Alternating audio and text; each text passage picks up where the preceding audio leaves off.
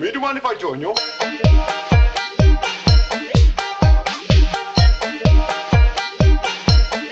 Are you sure you don't mind?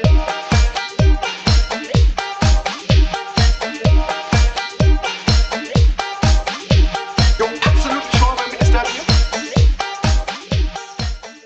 you? You did this. I had to. You won't let me live. You won't let me die. The world needs you.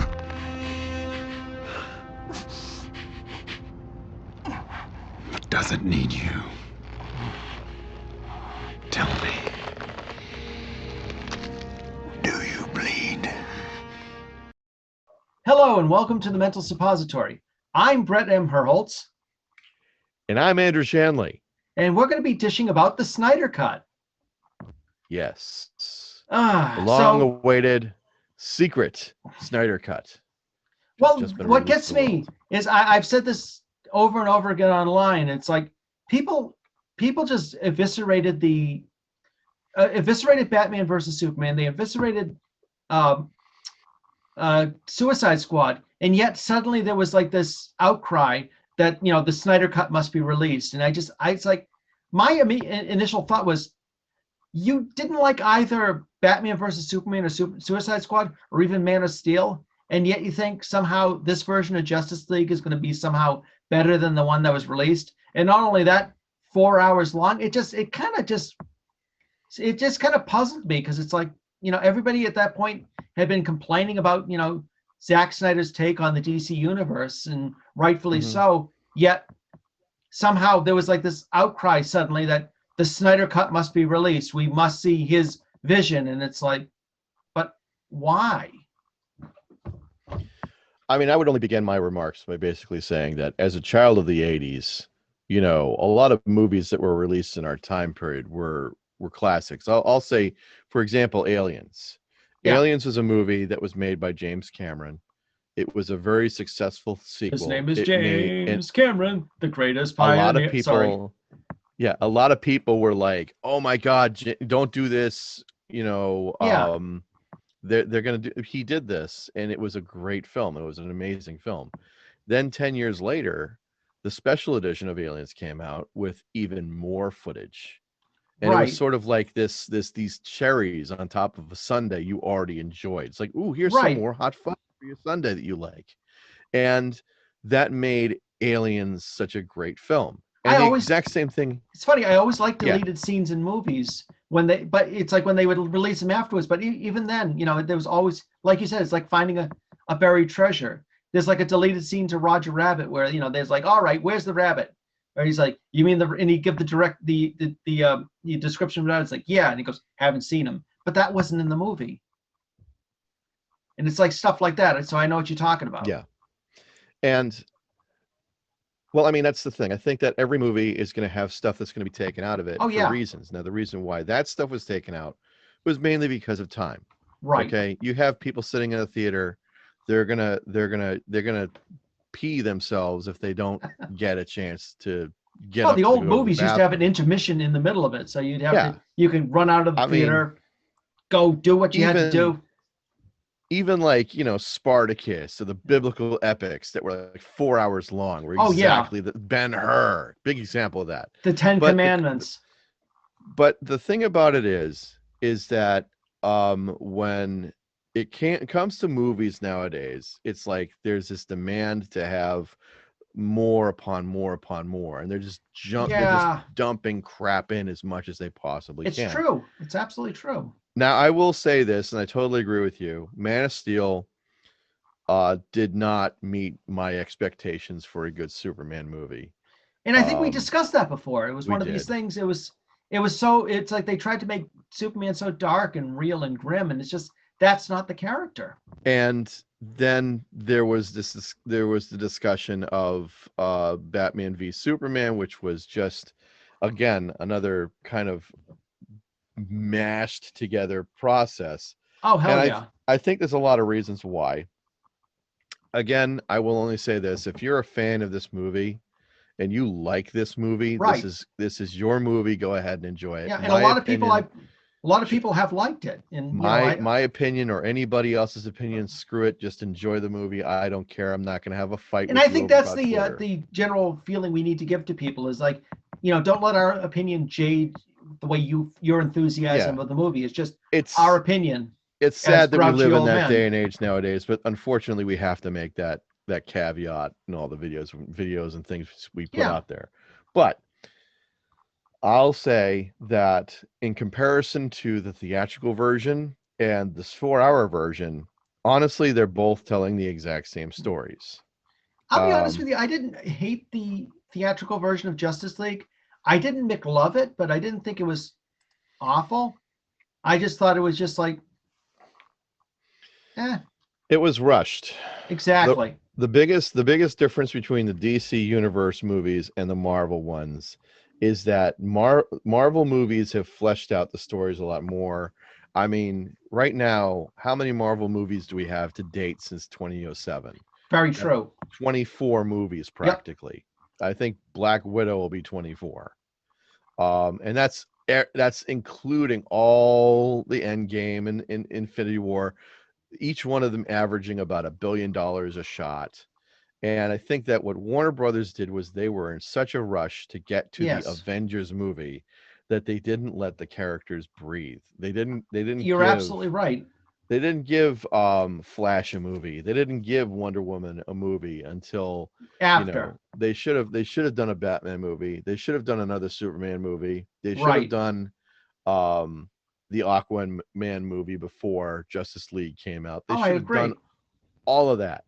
You see, they should have looked, if they were looking at a template, not just at the Marvel movies, they should have looked at the Bruce Timm's DC animated universe. They should have looked at what Greg Berlanti did with the Arrowverse, even though it's not really the Arrowverse anymore. You start off with, you start off with the one character. They started off with Green Arrow, and they branched off from that. Suddenly you had the Flash in there. Suddenly you had Legends of Tomorrow. Suddenly you had the Atom. And it was a slow build, just like with the, what Bruce Timm did. He didn't say, suddenly, I got Batman the Animated Series, and here are the rest of them.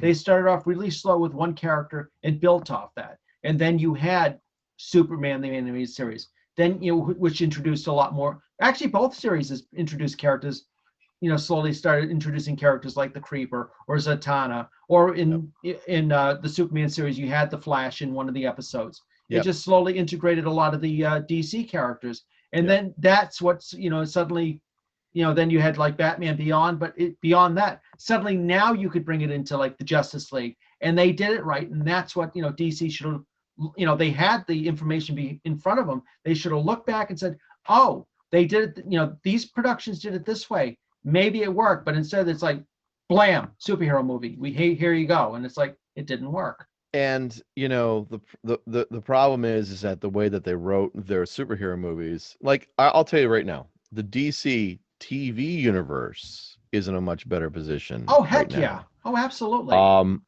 There are a lot there. Just better writing.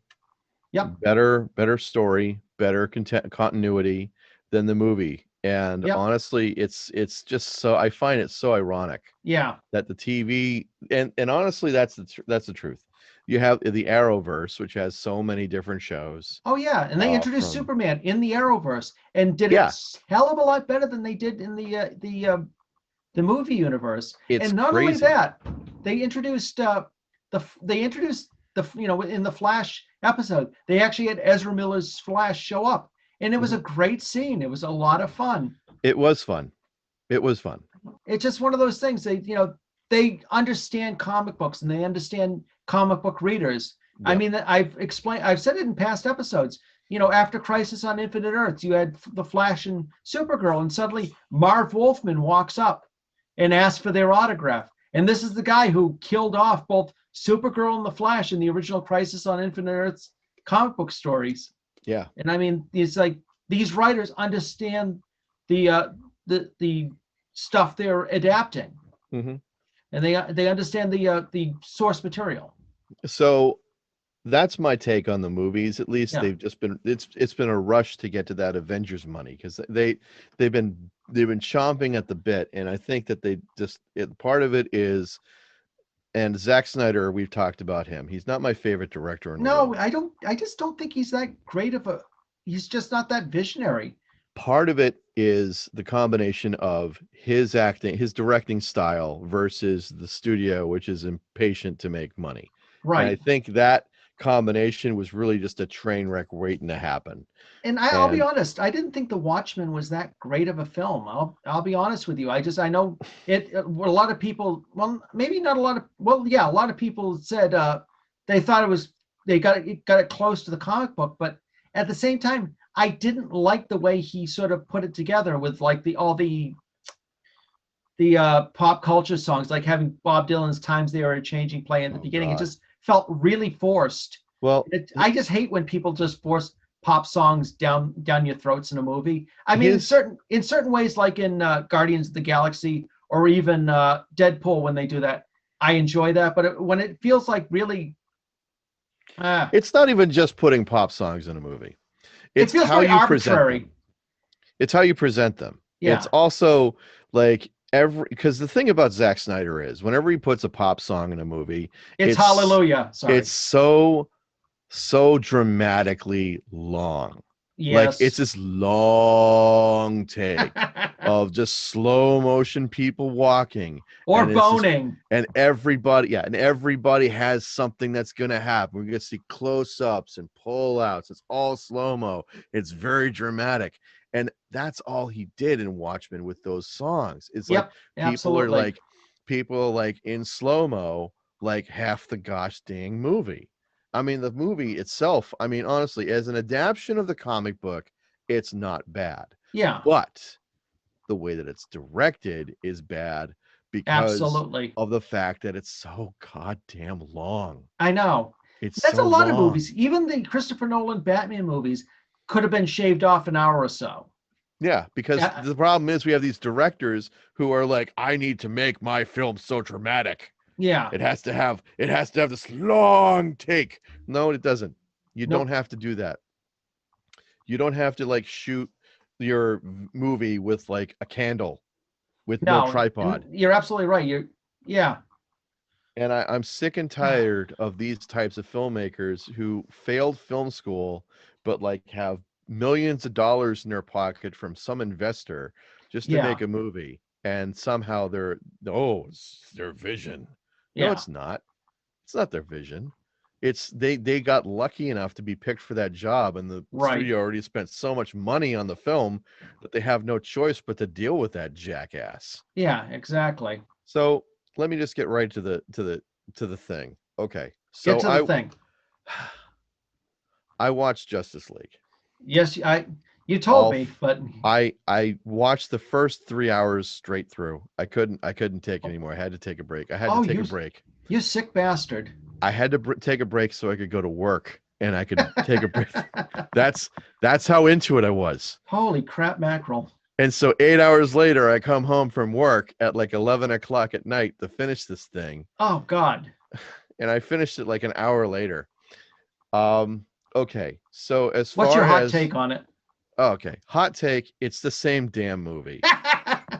Sorry. It's the same damn movie. You saw the theatrical version. You see this version. Well, it's funny because there's been so many people who have said that it takes it in a different direction. That it's like it's an entirely different movie. I will say this: some things are better explained. Some characters are more fleshed out. Some effects are certainly better, but essentially, it's the same damn movie. Yeah. Okay, it's like if I take a car, if I take like a Pinto, a Ford Pinto, and I replace the engine from a 4-cylinder to like a V6. Well, it feels like it's going to blow up about. It's still going to blow up. Yeah. It's still going to blow up. So it just has a bigger engine in it. It just has a bigger engine in it, and it might go a little bit longer and go a little faster.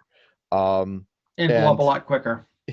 And I'll tell you the truth, this movie really, there's a lot of stuff in it that, I can understand. They could have, this was also divided up into parts. Like there was part 1, part 2, part 3, part 4, part 5.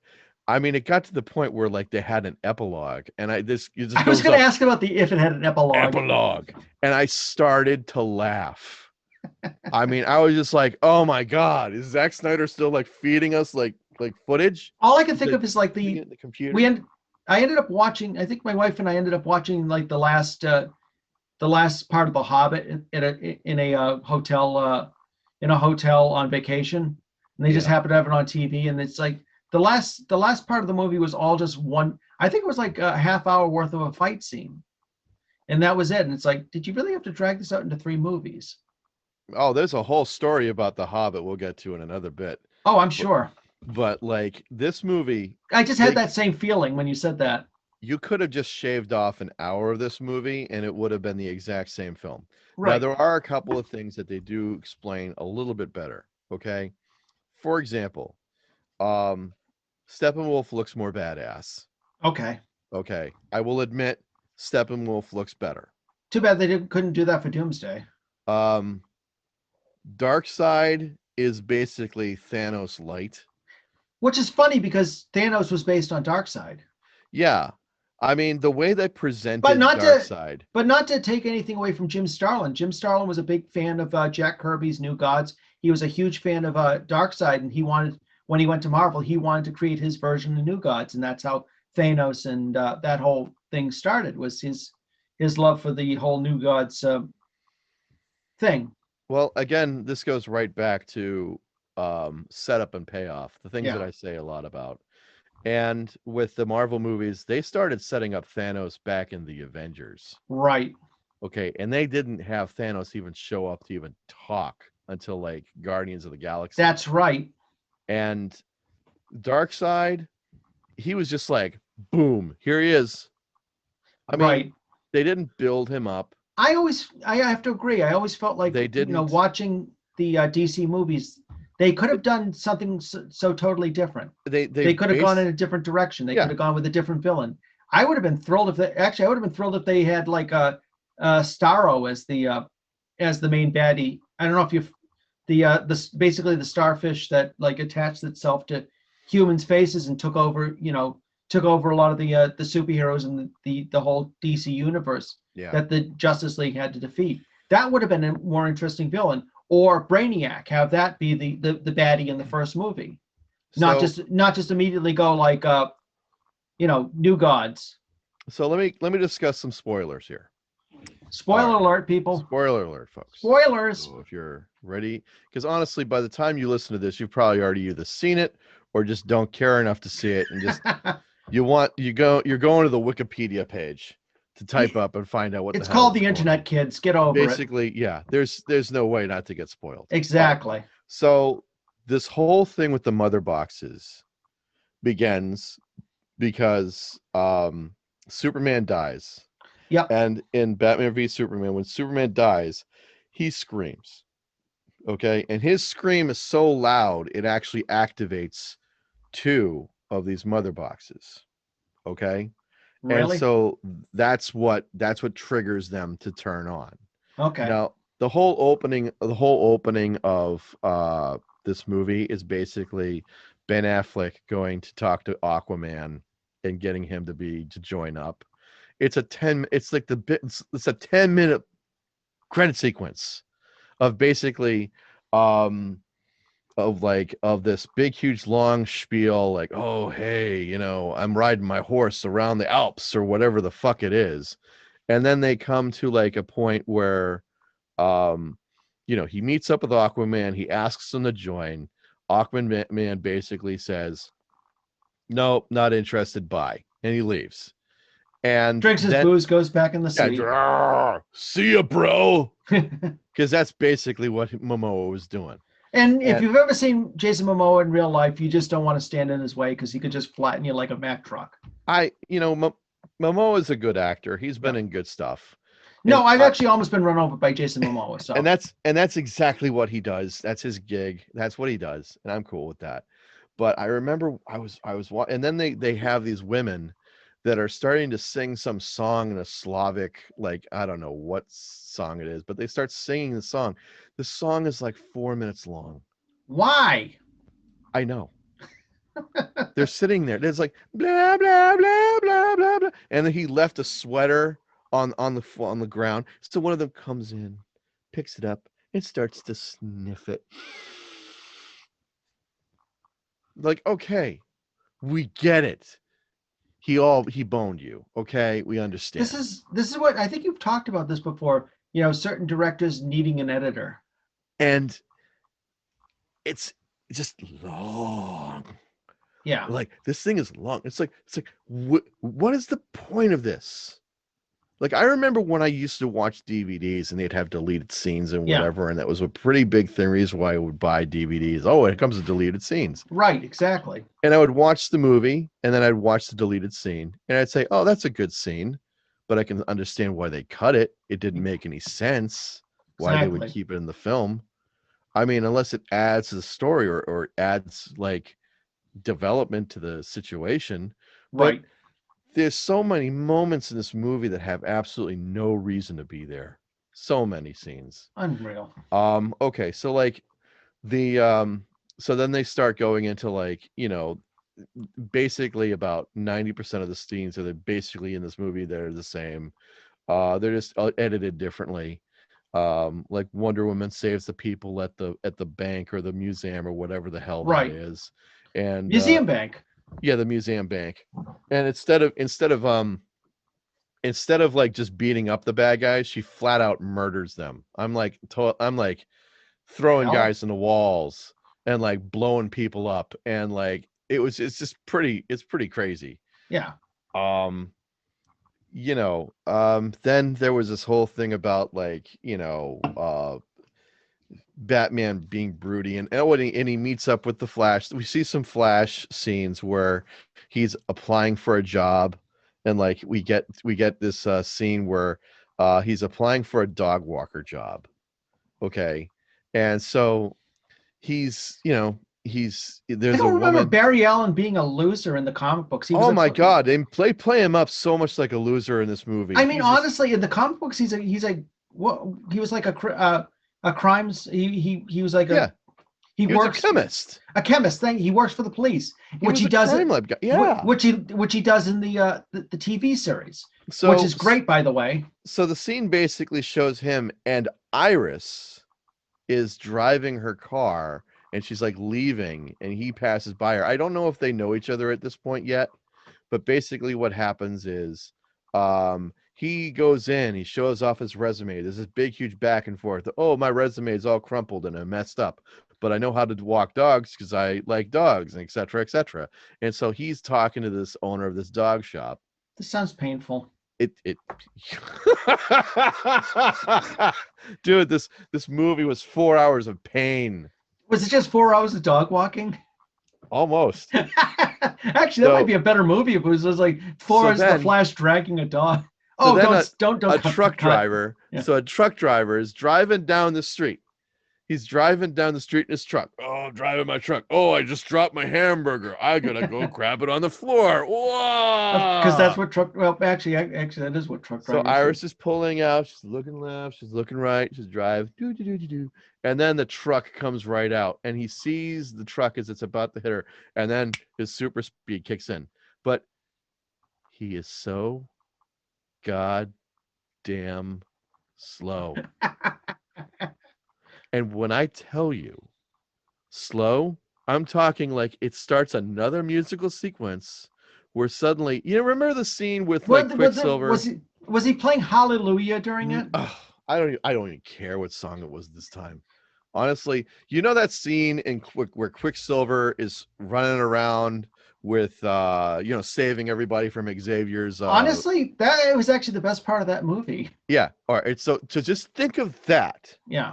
But in complete reverse. Like, this is the worst thing ever. He's like running around like, oh wow, like this, like really slow, and like the bolts of lightning are coming around him. The music's really I don't know what the hell it is. And then like basically the Hallelujah. The truck had hit a hot dog stand, and so there's a hot dog flying around in the hand. He grabs it, puts it in his pocket for later. I don't know. Oh, then he takes her out of the car. Like, I'm talking, this is the slowest speed sequence. You know, if this had been The Flash produced by Greg Berlanti, this whole scene would have probably been really quickly done.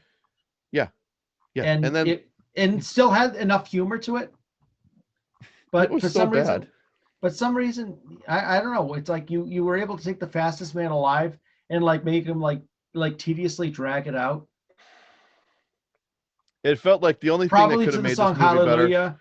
I'm going to probably say this a lot because it seems like he puts that a lot in his movies, in his trailers, in his everything. It's like, it's not a horrible song, but he's making me hate it. Yeah. I mean, honestly, my brain is trying to forget this film. Oh, You yeah. know, it's like trying to erase it from its memory banks because it was so bad. Again, people, if you like the film, continue liking it. Just like it. Where, I don't where, care what you have yeah. to say.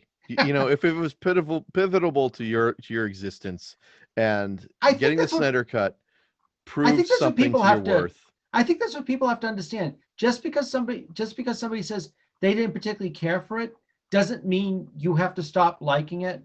It just means that person just didn't see it the way you see it. No. So grow the fuck up. I mean, yeah, exactly. So, I mean, honestly, it was just so he saves her, and like, you know, he shows back up, and like he's like with all the other dogs. He's like, "Oh, look at these poor dogs," everything else like that. And I'm like, it didn't make any sense why it had to be in the film. Right. It didn't make any sense. And it could have been a lot. They could have done the same scene, but and done it a lot quicker, and Yeah. it probably would have had a lot more of an impact because it would have shown, okay, this is the Flash. This is the fastest man alive.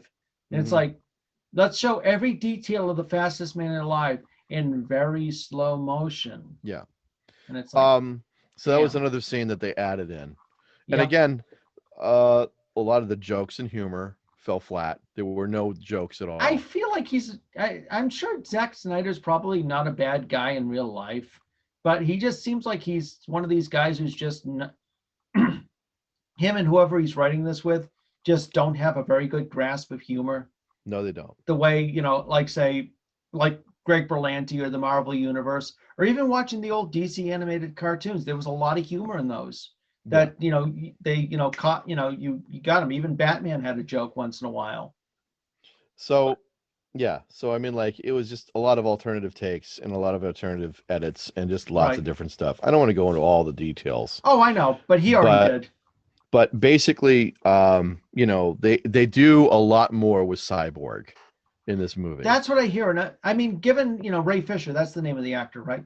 Yeah. Which, you know, I given think what he went through, it's good that they played him up more, because it sounded like he went through a lot of crap with Joss Whedon, who just, you know, it's sad because, you know, it's like he's done movies that a lot of people like, and you just find, and a lot of, you know, productions people like, and you just find out he's just not a really great person.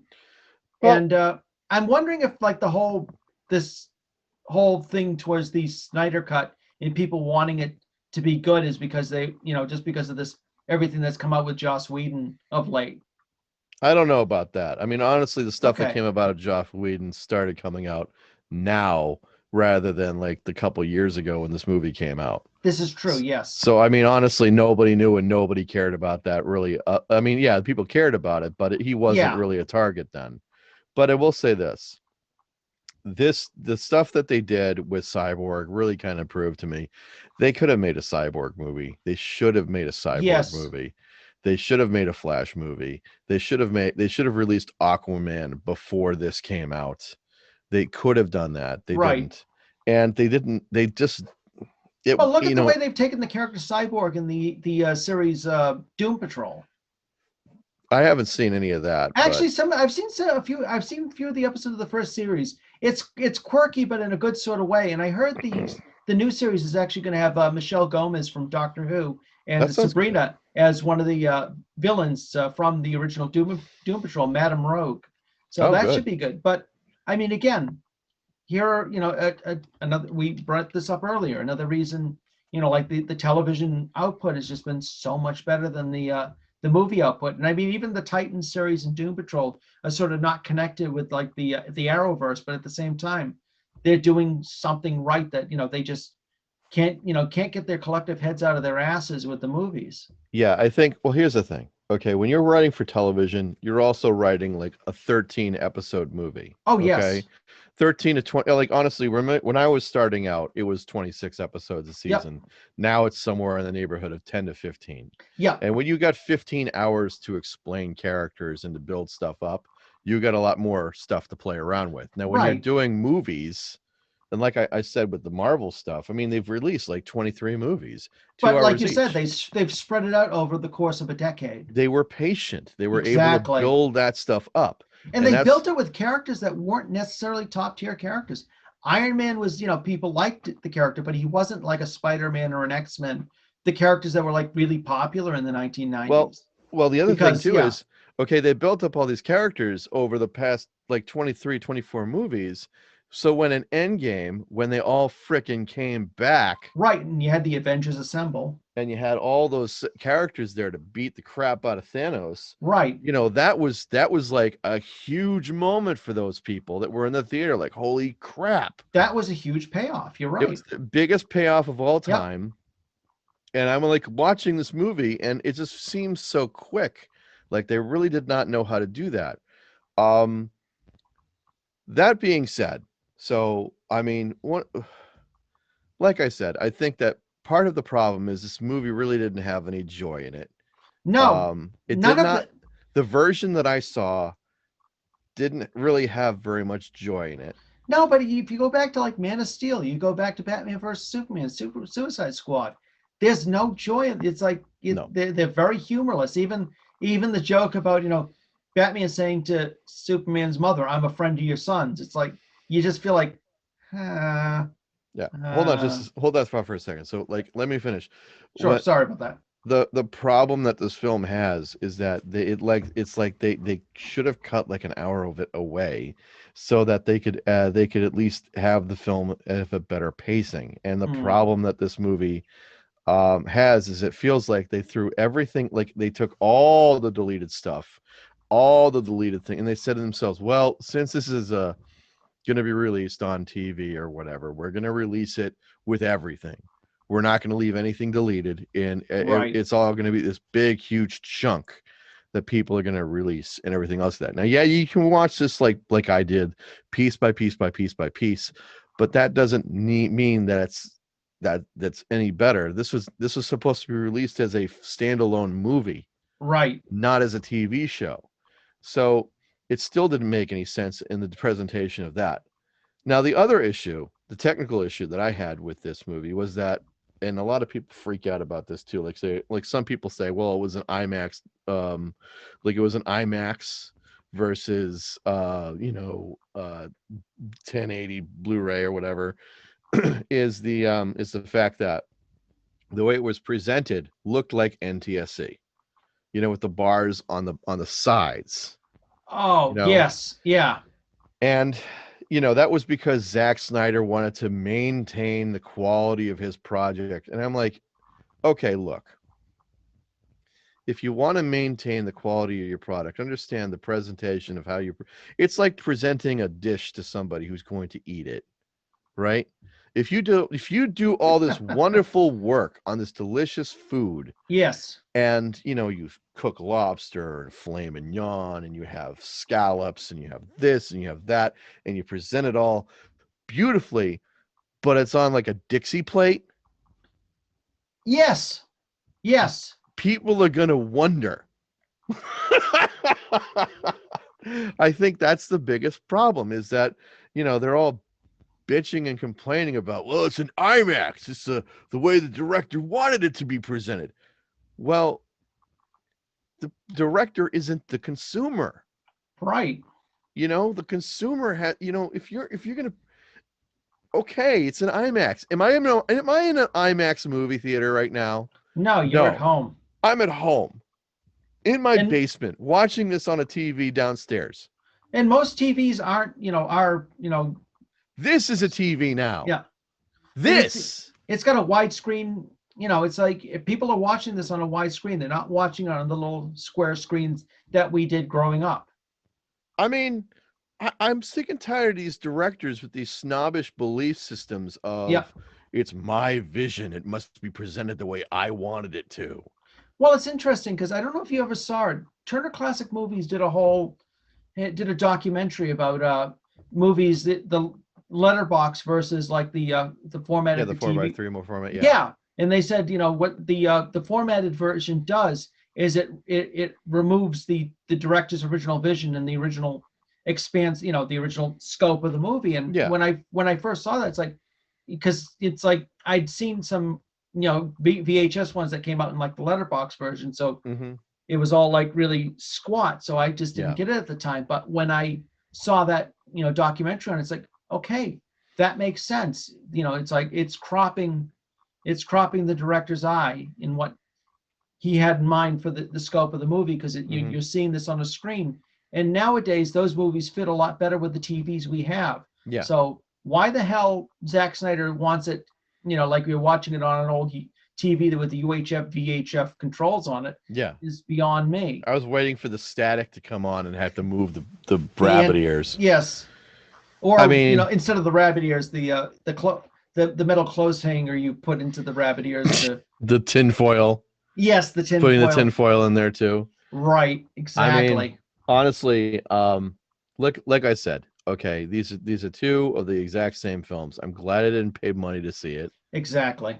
So I'll thank the source that I received it from. Thank you, source. Thank you, source. And praise be source. Praise be source. I will simply may no say, other listen, source become over it. My opinion is, like I said, you're talking about a movie that was already problematic. Right. The way when coming into it, Wonder Woman is still, in my view, the best DC movie. It really was. The first Wonder Woman movie was a lot of fun. I mean, except for Ares' porn stash, but we don't have to get to that. Well, there's a lot of things that made that movie better than all the other ones. Yeah. But I will say that the biggest this I don't see the need. And not only that, but they shoehorn in a lot of stuff that they put in afterwards in the epilogue that I thought was completely unnecessary. Yeah. There was like they start to show like this alternate universe thing where Batman and the Joker are together and they act together. Oh, I was going to get to that, because it's like the whole thing, they filmed a bunch of new scenes for the movie during lockdown. Yeah. And, it was that was unnecessary. One of the things. It was worthless. It didn't drag the plot along. It didn't push it to any direction that would indicate to me of anything. It was just like they were just talking words to each other, and it was just like, Jared Leto's Joker just doesn't do it for me at all. I'm sorry. He's trying to do. He's like, I don't know what character actor, like what Jared Leto's trying to do with that role, but it just didn't work. And I remember just like it's just this alternate universe theory. They're never gonna make that movie. No, of course not. They're never. They just. I don't. Either it was a deleted scene that they had. They said. No, that was actually reshot. That was actually a reshot. Yeah, that was a whole scene that he reshot just for that movie, just to add it in, because I think it was an idea they had. Okay. One of the brain farts he had that they decided to reshoot. They're never gonna make that. No, of course not. And I don't think Ben Affleck and Jared Leto were in the same room when they did it. But they weren't. Yeah. I heard about how they made that, and like they weren't even in the same. They had to like literally shoot. The other people like Amber Heard and Ezra and all the other characters were another day. Yeah. I mean, it was like crazy. It's like, give me a break. Exactly. I wasn't impressed with that scene. I was like, okay, so they have this alternate for universe thing. Then they had the Lex Luthor scene where he had already broken out of jail, and like he has, who is it? God, who's the character? Was it Deathstroke or was it Deathstroke? Yeah. I always liked Deathstroke. That was always a favorite character of mine, because he was kind of like he's the guy that's copied off. He's copied off. He was the one who like inspired Deadpool. Yep. Which they ended up actually. Teen Titans Goes to the Movies. Actually makes fun of that, where they call Deathstroke Deadpool. He's like, no, I came out before Deadpool, so he just kind of ripped off me. And then Cyborg's like, I kind of think you're Deadpool. And it was just like a great little jab, because you listen to it, Deathstroke, Deadpool, Yeah. Slade Wilson, Wade Wilson. Yeah. You know, do the math, people. Rob I mean, Liefeld was a Deathstroke fan. it didn't they had probably a few more lines in that scene.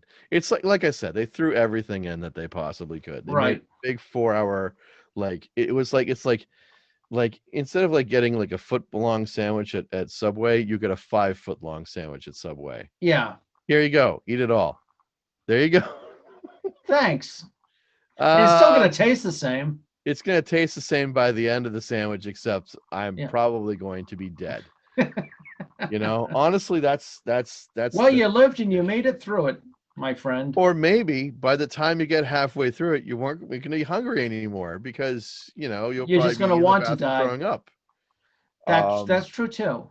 I mean, like I said, and putting Superman in a black suit. Okay, fine. Oh, I know they did that in the '90s comic when he came back, but it's just like it goes again. It goes back to what we said about making Superman so dark and humorless, and and all I can think of is just watching again Superman and Lois and that scene of him coming up to the kid with the big grin and the kid saying cool costume, goes, "Thanks, my mom made it." It's like, I know that's the Superman you want. I know that's I will say this, okay, in the Justice League theatrical version, what the Superman we got in that movie was more like the classic Donner type Superman. Yeah. Where he was wearing the colorful suit and he was like, everything's, like he's gonna beat this Superman. Look, okay, so they had to revive him.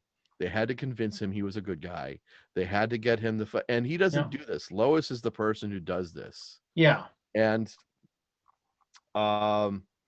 basically when they go off to fight Steppenwolf, he's the last guy to show up and they're about to lose. And then like at the last moment when they're about to lose, Ezra, the Flash, turns back time. He gets Superman to show up and Superman just like literally shows up.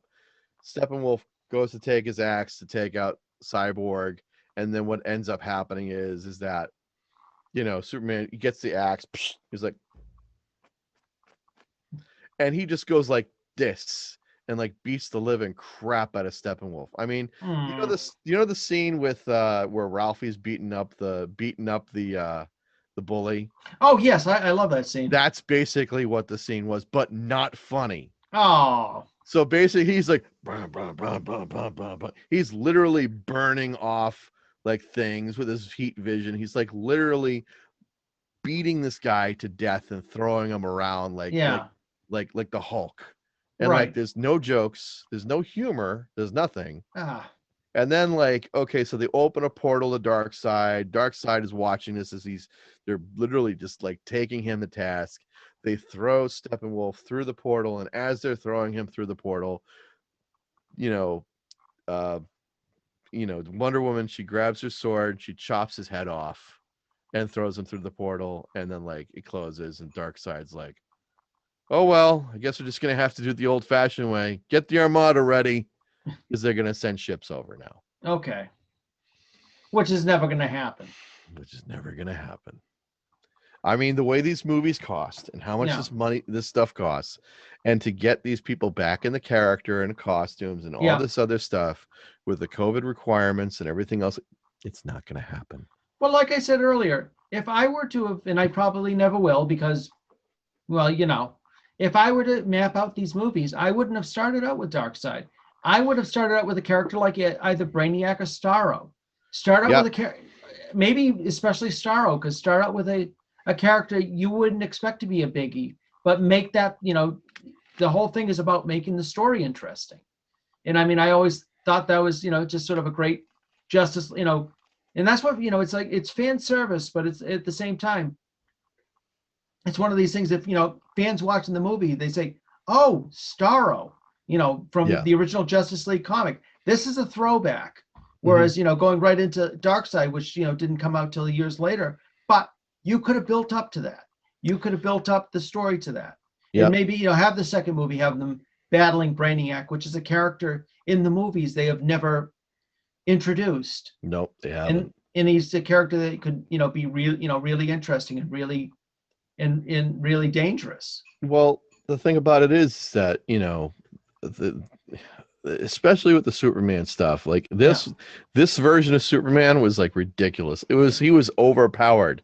You know how they like to say like Superman like, oh, he's the most over. Yeah, because they like literally he just like shows up and beats the crap out of the guy. The fight between Superman and Steppenwolf lasts like literally 30 seconds. Which is how long the movie should have lasted. Oh my god. And then like, they have, and it's just this all the long dramatic shots of every goddamn thing.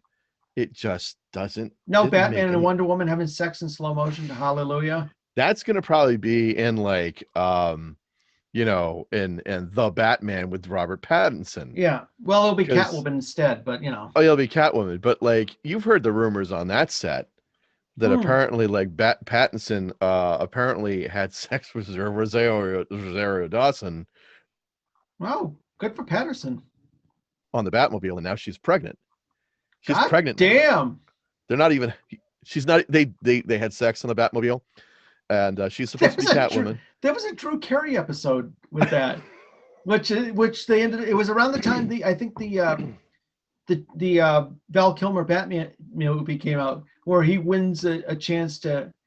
He wins the Batmobile for some reason, and then he ends up having sex with his girlfriend in the Batmobile and has it taken away from him. So is that going to happen to because there's apparently a no sex clause with the Batmobile. Can you imagine what the Catwoman's going to look like halfway through the project? Like she's going to have like this big bump.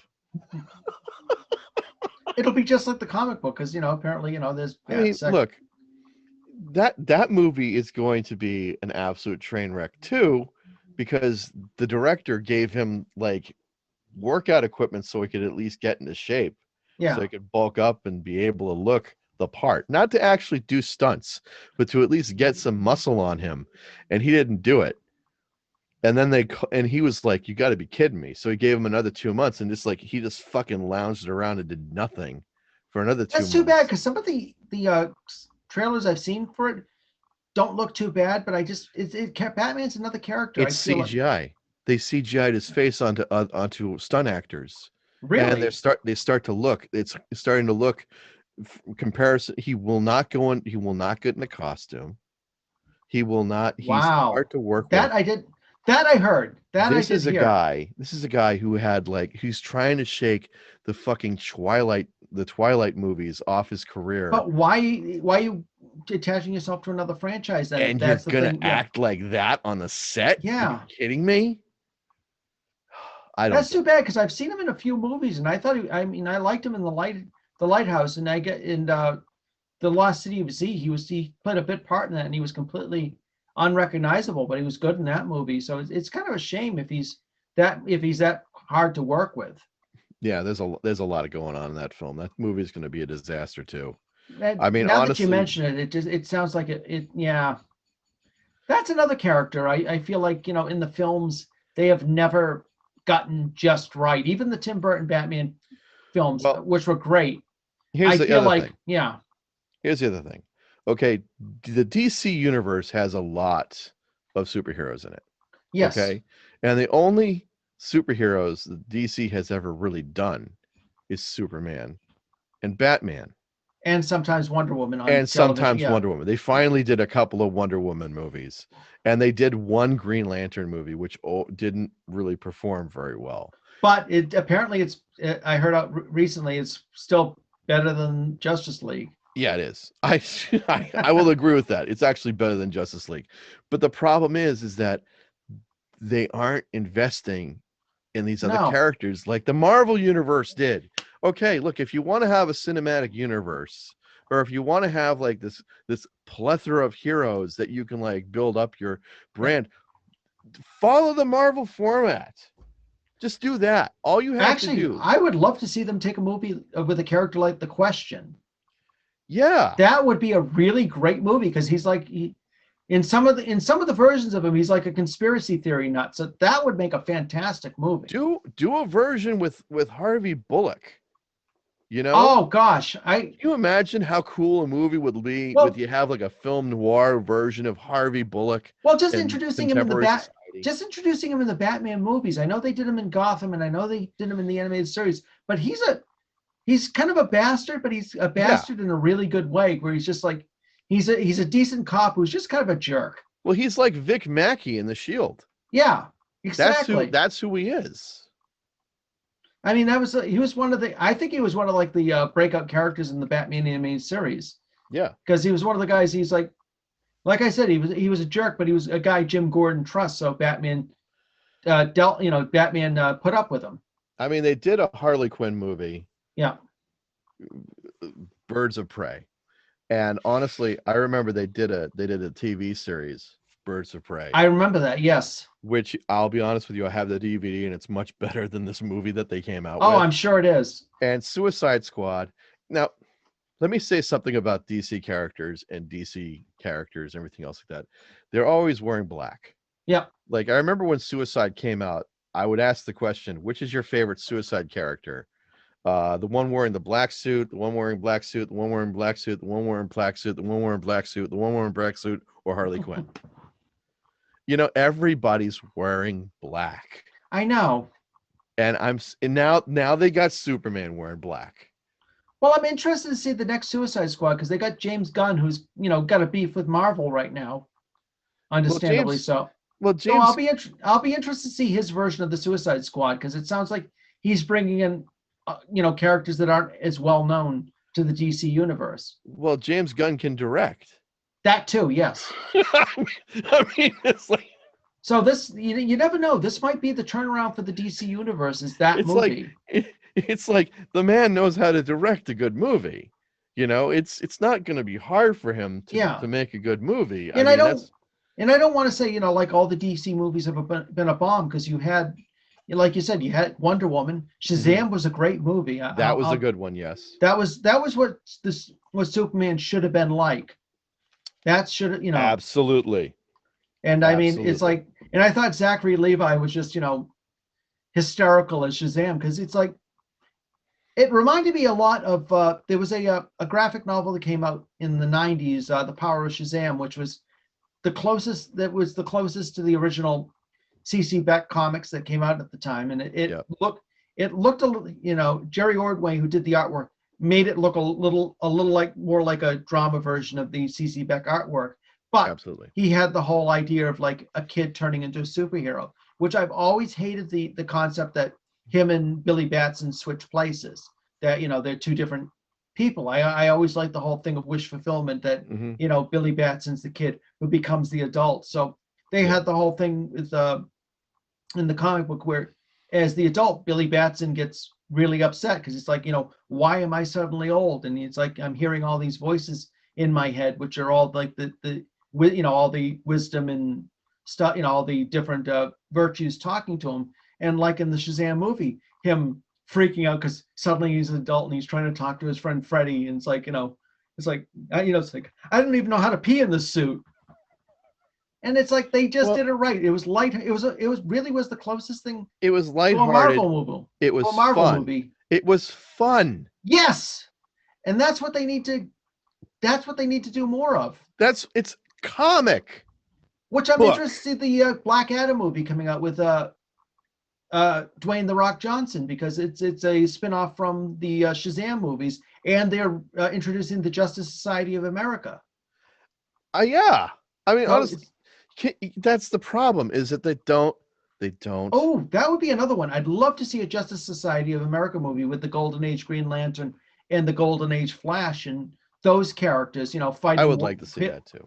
That would be, if they did it in the with the feeling of like the Captain America First Avenger sort of movie. Yeah. Because those were World War II characters. Yeah. But that's something that they don't, because that's the problem, is that, and I think this goes right back to the issue with the pandemic. A lot of these film studios are now going to have to find ways of financing these movies, and they're not going to want to spend $200-300 million on these major blockbuster barfs that these directors are putting. I mean, seriously. No, you're right. You got Christopher Nolan. I mean, they spend money like a flamethrower. Oh, God, yeah. You know those guns that shoot out dollar bills at the strip clubs? Or the ones that shoot out T-shirts at it's sporting games. Yeah. I mean, it's like that scene from, Shaft. Oh, it's like that scene from, it's like the scene from The Dark Knight where Joker is like just got the whole bunch of cash and he just Yes. doused it with gasoline and throws Yes. a flare on it and says it's not about the money. Yeah. You know, and that's part of the problem that Hollywood has today, is that they're just dumping cash and dumping cash, and they spend more money and they just dump it and dump it and dump it. The problem is the theater model is broken now. It is. And whether theaters open or not this year or next year or whatever, investors are going to be very shy about investing hundreds or tens of millions of dollars on a film just to hope that maybe that film gets released. I feel like this is a whole conversation for a different day. I mean, this whole idea, I think we could do a whole conversation just on that. But that's the reason why you're not going to see those movies made. Oh, hell yeah. They're going to, I guarantee you, what you're going to see is like under $50 million superhero movies being made. Oh, yeah. Unknown actors that don't cost $85 million, like oh yeah, Robert Downey Jr. gets $57 million Holy man. for Endgame. You know, well, there's a comeback story, a success story. The man does not need to act anymore. No, I mean, and good for him. I mean, it's funny. I can remember back after his after a lot of his, the problems he had, and he was like fodder for late night talk shows, and of course Jay Leno would make jokes here and there about him. Apparently he went on Leno once, and Leno was like, "Oh, I'm so glad you're doing better," and he's like, "Oh, really? Let's roll the clip." And it was like every clip of Leno just like eviscerating, dumping on him, yeah, just dumping on him, and then just at the end of it, he just looked at Leno and goes, "Thank you." But I mean, like even like Johnny Depp. Yeah. Like Johnny Depp, who was supposed to be in the Beast movies. Like, I forget what character he was supposed to play. Oh. He was supposed to play this character in 5 movies. Oh yeah. What was this? I don't know. There's this big, huge thing with Amber Heard. Yep. Who, like, then they said, "Well, we're going to let you go." And he's like, "Okay, that's great. You still owe me." That was the name of the character he was supposed to play. He was owe me. He was like the Dark Wizard before before Voldemort. Yeah. You still owe me for the 5 movies I was going to shoot because that was in my contract. You just threw me away. Now you guys going to pay me all this money now. Right. And he won. I mean, can you imagine that happening in the future now? Oh, no. That's not going to happen. Well, what's funny is the second, my wife's a big Harry Potter fan, and she saw the second Fantastic Beast movie, and it just wasn't that good because it's like J.K. Rowling just doesn't give a shit anymore about continuity. And so it's like during the movie, she was just saying, and it's like, all these things that, there was supposed to be continuity. She's like, that didn't happen. And that's a cash register now. And it's like, that's one of the things that kind of annoys me. It's like one of these, it's one of these things like, if you create a whole world and you create a continuity that goes with it, to suddenly say, "Oh, I'm going to change it just because I feel like it." And she's kind of proven that she's not a very nice person to begin with. Yeah, it's a cash register now. Yeah. It's a bank account for her. Yeah, exactly. I mean, it's like J.R.R. Martin, He doesn't have to finish the last book of his series. He doesn't have to do that. And he's already got all of his money. And from the way people have talked about it, I would, if I was him, I'd just probably be like, screw it. I don't feel like doing it. What did Lucas do? Yeah. What did Lucas do? He cashed out. Yeah. He did Willow. I mean, yeah, he did that. He did a few other things. He did Howard the Duck. Oh gosh. That's a good conversation because Howard the Duck was actually a great comic book character that was screwed by a really bad movie. Yep. I mean, if you read the original Howard the Duck character, he was a cartoon duck, but a cartoon-looking duck. But if he got killed, he'd get killed like the rest of us. It wasn't like Tom and Jerry where the steamroller ran over him and they'd just be fine the next scene. If he got run over by the steamroller, the duck was fucked. Yeah. And but so I would, and it's funny because you had Seth Green as Howard the Duck, the voice of Howard the Duck, and a couple of the Guardian of the Galaxy movies. And I would actually love to see a Howard the Duck movie with Seth Green as the voice, because I think, that would be a great way to bring the character back, because the guy who created Howard the Duck actually went on to do a lot of work with Transformers and G.I. Joe, and he was a great writer. Mm-hmm. So just to take Steve Gerber, and so just to take his, creation and just say, look, the George Lucas movie isn't what represents the character. This is a great character. Read the original comics. And I'm going to get off this topic now. Well, I mean, I will just simply say, concluding with Justice League, I think the words were well said, better said than I, by Shania Twain when she said, "That don't impress me much." That's true. Was that the song where she had all the people dancing behind her? No, that was. Yeah, well, there's a few of those songs. Yeah, there was. There wasn't there. You know, so you got a car, so you got this, you look good, you got a haircut. Yeah. But, you know, honestly, I dye my hair invisible, folks. We all know this. Yes. But yeah, one day you will join me. You will join me in the bald side. Oh, I probably will. I know my family. I know my family lineage, genetics. But I was just like watching this movie. I really there was people that petitioned about it. They were screaming about it. They were hashtagging about it. They were, you know, and I didn't come into this with any high hopes, to be honest with you. Yeah. I figured if it turns out to be good, fine. But I just, it's like I go back to my original statement. You didn't like Batman versus Superman. You didn't like Suicide Squad. You didn't like Man of Steel. Why do you think this is going to be any different? I mean, honestly, these people think that they and feel I won't like fight anybody for this because I'm not going to fight. It's false redemption. Yeah. It's false redemption. It's the redemption of we won something from a studio. Okay. We got a major studio to bend to our will to give us something we wanted. And that's fine. What did you want? What did you get? What advantage did you get? Honestly, it's like I see these people who shit on Star Wars. Like I see these YouTube channels that shit on Star Wars all the goddamn time. And I mean, I get it. The Star Wars movies had the new trilogy had their problem. But I don't know where I'm going with this. I don't know where you're going with it either. But my thing is, like, you know, these people who complain about how bad the moves are being made. Okay, listen, you're not in control. No. You can do this. You can vote with your wallet. You know, if you don't like something, don't buy it. Yeah. You know, and there are other franchises to watch and enjoy. Exactly. I mean, there's plenty of stuff out there. But I will say, like, stuff. if I had to compare Justice League theatrical to Justice League Snyder Cut, it's an additional 2 hours of noise, long takes. Just, you know, I will admit there are some things that are better. There are things that are better in this version. But there's just it's just like I said, it's too big. Yeah. It's just for what they were trying to do. They should have invested earlier on in different characters. They should have made a Cyborg movie.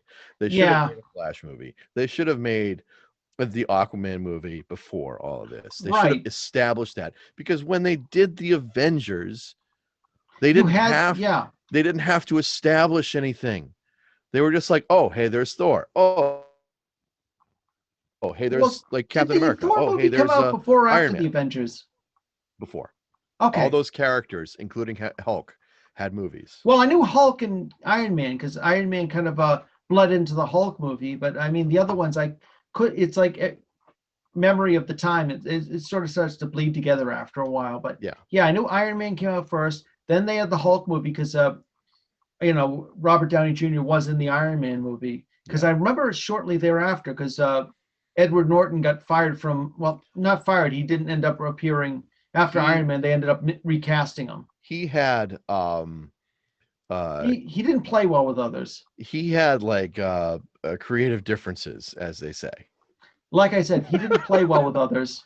No, he did not. So they ended up getting Mark Ruffalo, who I think is so much better for the role. Yeah, he is better. Because he's a guy who's probably around our height, you know, which is what you'd expect somebody who the Hulk is. You know, sort of not a big guy who sort of, you know, hulks out.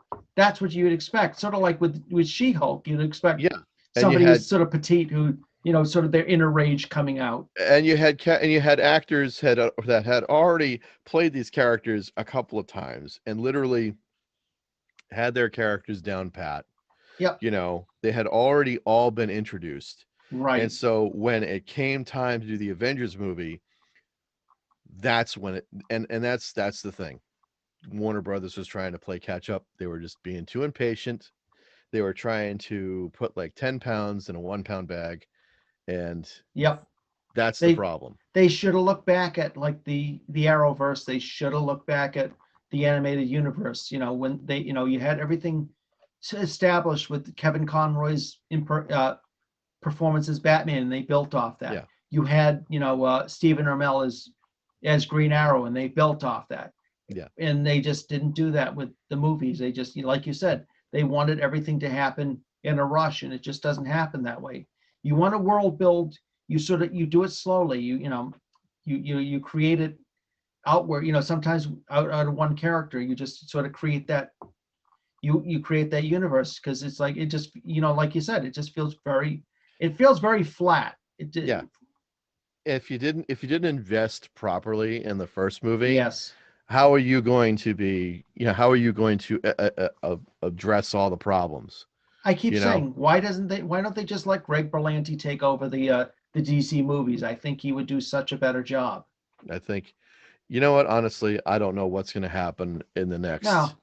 5 to 10 years. I don't know what's going to happen to Marvel in the next 5 to 10 years. This is true. I mean, everything has a bubble. And you know what, honestly, here's the thing.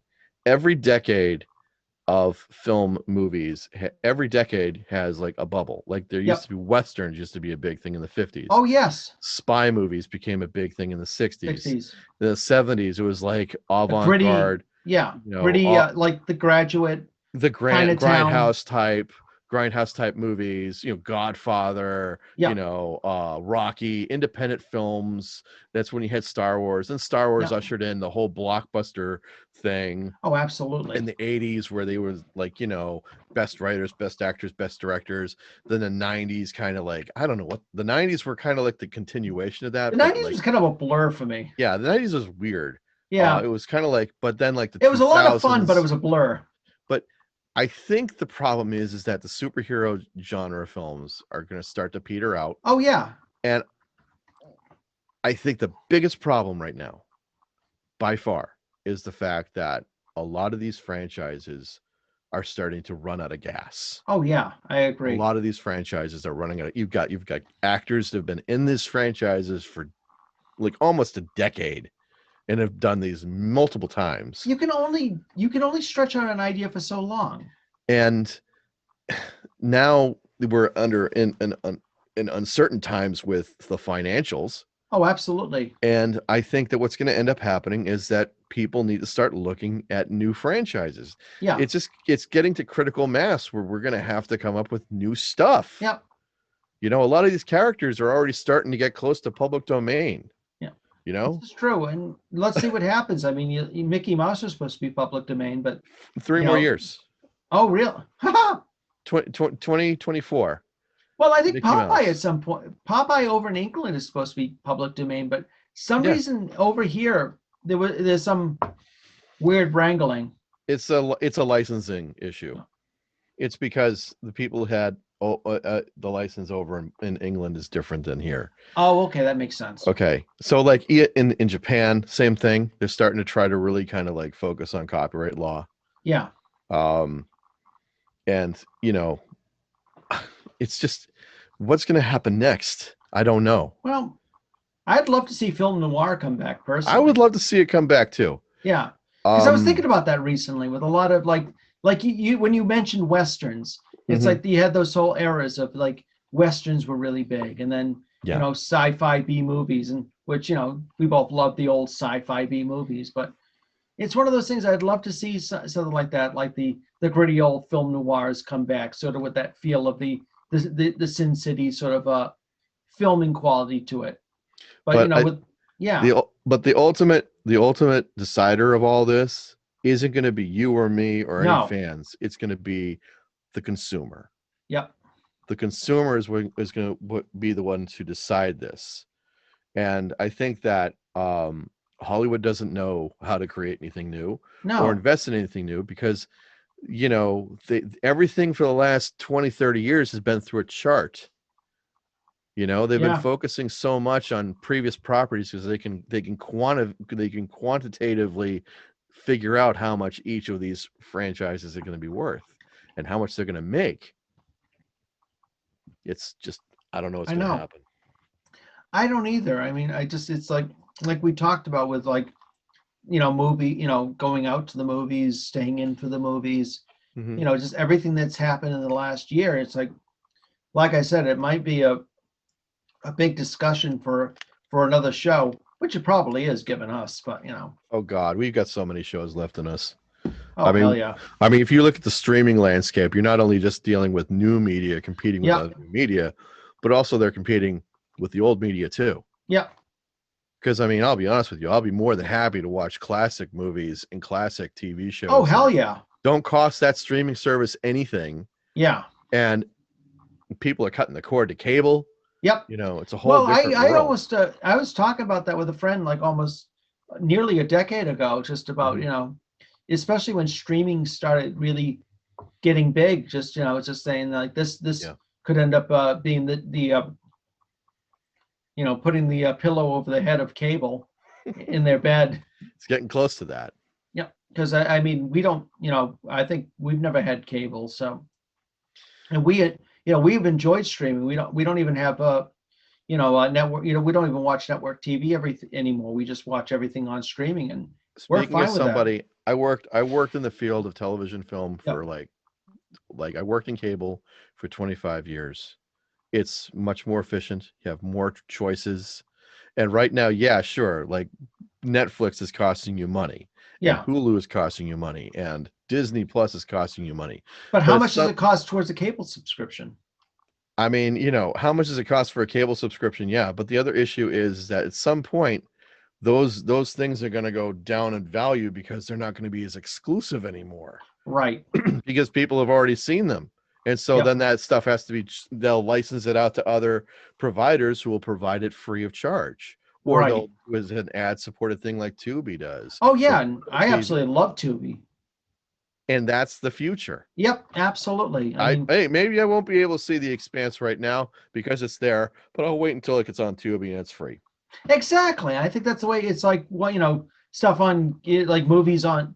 Actually, it's the way we used to look at movies in the theaters. Like, oh, I'll wait till it's on TV, and it's the same Exactly. difference. Like the movie theater experience is only as impressive as you make it out to be. Yeah. And not only that, but how much is it worth it to you to watch a movie in a big screen? Because a lot of those movie theaters are now showing like videos. It's all 4K. Right. Exactly. You're getting they a have the downloaded. You're getting a Well, they have downloaded the whole- 4K version of They it. have the whole events now, which we've gone out to a couple of them where they show Doctor Who episodes on the big screen, which are a lot of fun. But it goes right back to what you were just saying about videos in 4K. Mm-hmm. I think with the last one we saw was they showed Peter Capaldi's last episode, Twice Upon the Time, in the theaters, and it was a lot of fun. But yeah, it's like what you said.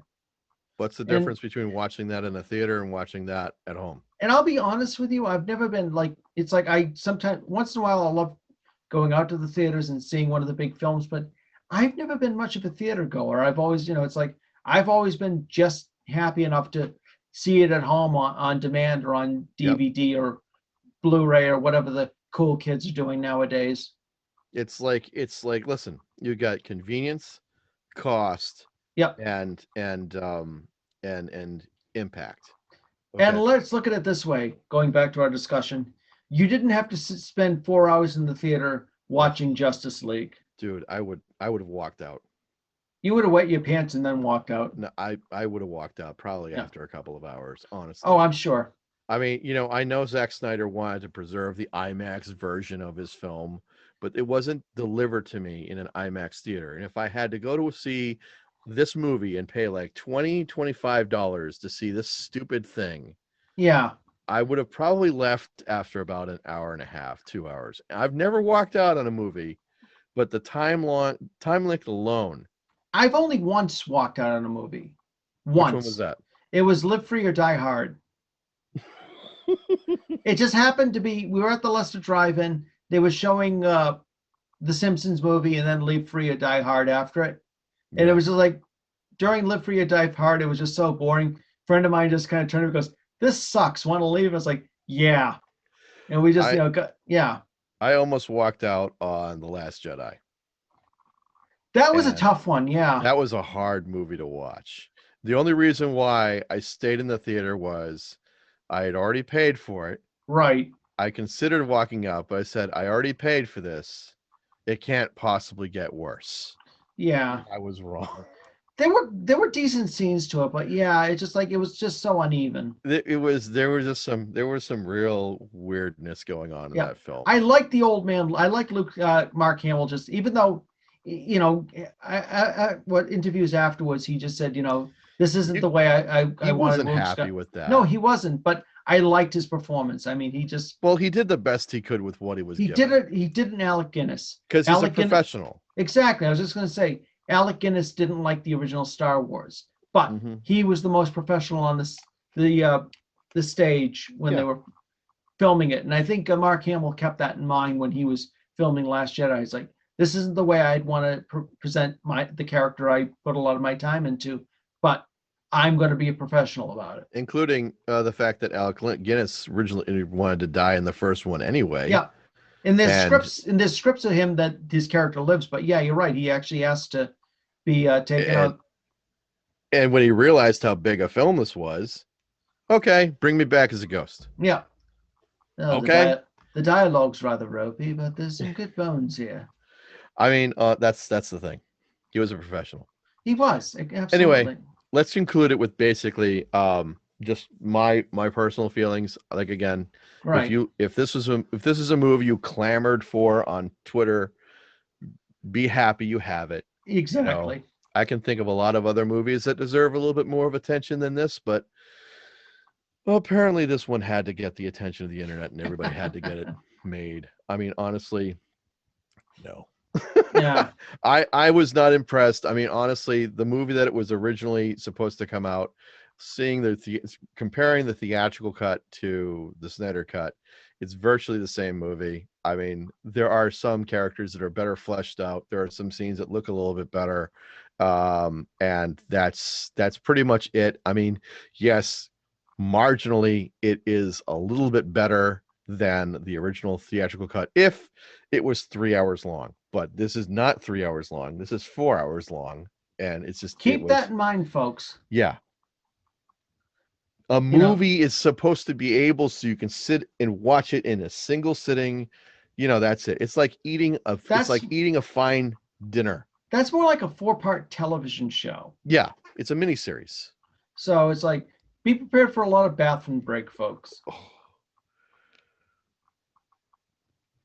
But that's the takeaway. Now I can erase this movie from my brain, and I'm exercising the demons. So this house is clear. All right. Well, that was On behalf of Andrew and myself, thank you for listening to the Mental Suppository. Until next week, this is Bret Herholtz saying, I knew I'd disturb you. The Mental Suppository has been produced by Bret Herholtz and Jamie Billings and distributed by M the Media Project. Theme music generously donated by Mr. B, the Gentleman Rhymer.